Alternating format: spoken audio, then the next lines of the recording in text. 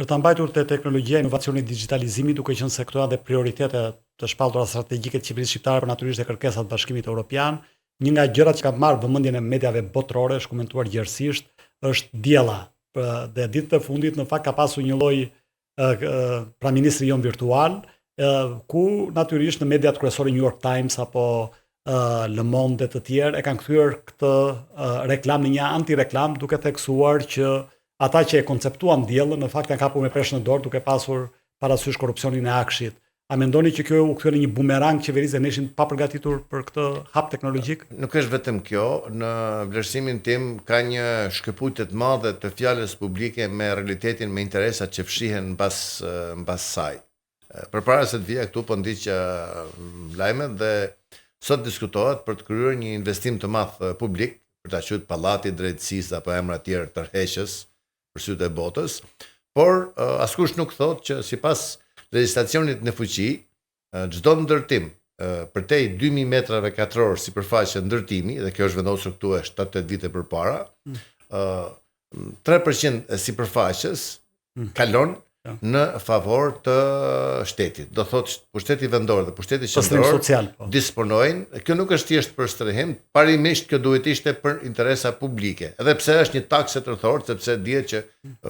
konsumatori fundor, blerësi sipërfaqes banimit apo të biznesit paguan. Por ajo që desha të them është që në shtyp shkruhet që janë dhënë deri sot që flasim rreth 27 milion metra katror sipërfaqe ndërtimi.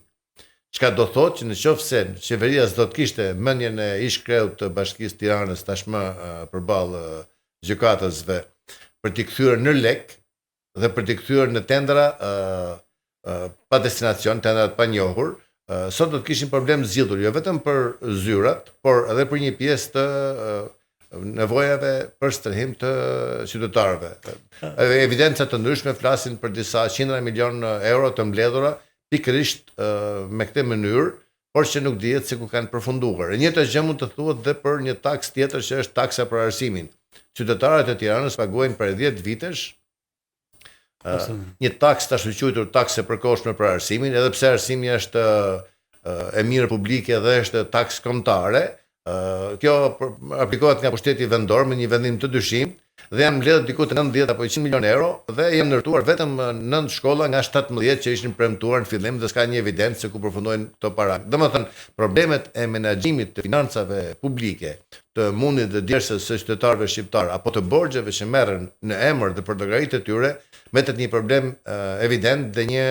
dëshmi e keqçeverisjes dhe problematikave serioze që shoqërojnë funksionimin e sistemit në tërësi. Reket një temë në fakt mendoj me mjaft interes për shumicën e shqiptarëve sot, sidomos ata të metropolit Tiranës. Kjo është tema e strehimit, pra ne përlexuaj ca dëna të Numbeos dhe shqiptarët ishin në vend të parë, ju duhej mos gaboj 16-17 vite pune të pagës totale, me kursimet e cilëve natyrisht duke eliminuar çdo lloj shpenzimi të mundshëm, në mënyrë që të blini një banesë dukshëm më lart se dhe vendet e tjera të Ballkanit Perëndimor dhe pas një krahasim me vendet e Bashkimit Evropian. A mendoni se kjo është një nga arsyet kryesore të zbrazjes së Shqipërisë, pra ikjes së shqiptarëve dhe një nga problemet serioze të rinjve të cilët nuk arrin dot të krijojnë familje dhe të gjejnë veten në Shqipëri sidomos në Tiranë? Në këndvështrimin tim problemi është më kompleks se sa kaq, mbasi çmimet e fryera të sipërfaqeve të banimit dhe sipërfaqeve rezidenciale në Tiranë dhe në Shqipëri në tërësi reflektojnë pompimin e shumave të mëdha të parave informale dhe kriminale, kryesisht kriminale, që vinë nga aktivitetet kriminale brenda vendit, marijuana, tashmë edhe licencuar një pjesë, kanabis industrial, vinë nga korrupsioni dhe është fakti i njohur që me gjithë përpjekjet e SPAK, kosto e korrupsionit në vlerësimin tim është rritur, edhe pse ka një, do ta shpjegoj më vonë, ka një përmirësim të lehtë të besimit publiku të suksesit në kësaj lufte, kryesisht kundër për shkak goditjeve të zyrtarëve të lartë, disa zyrtarëve të lartë, dhe në të njëjtën kohë me problematika të tjera që lidhen me kostën e jetesës, me cilësinë e jetesës. Problemi më i madh në braktisjen e Shqipërisë nuk është thjesht aspekti numerik, por është fakti që sidomos gjatë dekadës fundit është kurrur, është zvogluar klasa e mesme dhe njëkohësisht ka një krizë të përgjithshme, krizë besimi ndaj institucioneve, por edhe humbje të shpresës që vendi mund të përmirësohet, normalizohet, të funksionojë si një ekonomi kapitaliste, ekonomia e tregut, si në vendet përreth. Përrjedhoi nga gjatë dekadës fundit kemi një largim jo vetëm të atyre që nuk mund të sigurojnë mjetet e jetesës, do thotë që pjesa më varfër, më pashkolluar e tjerë, siç ka ndodhur rëndom në 2 dekadat e para, por edhe të asaj pjesë të shoqërisë që është më kualifikuar, jo thjesht mjekët për cilët ka një kërkesë specifike në vendet perëndimore siç është Gjermania, por edhe profesionet e tjera, auditi, profesionet në punës të bankave e tjera. Dhe kjo në thelb çon në largimin bashkë me to edhe të shumave të mëdha financiare, të investimeve të kryera për shkollimin e fëmijëve. Evidenca më fundit thotë që nëse kishim